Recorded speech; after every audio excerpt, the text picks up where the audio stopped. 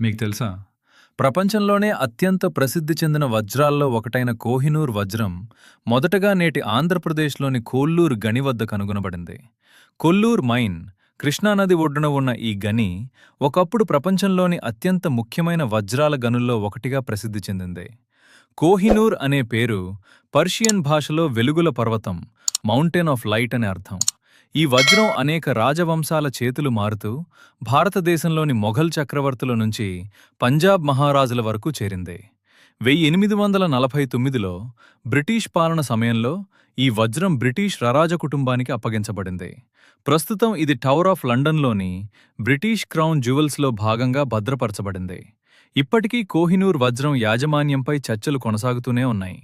కానీ ఒక విషయం మాత్రం నిజం: ప్రపంచ ప్రసిద్ధి చెందిన ఈ వజ్రం కథ ఆంధ్రప్రదేశ్ నేల నుంచే ప్రారంభమైంది.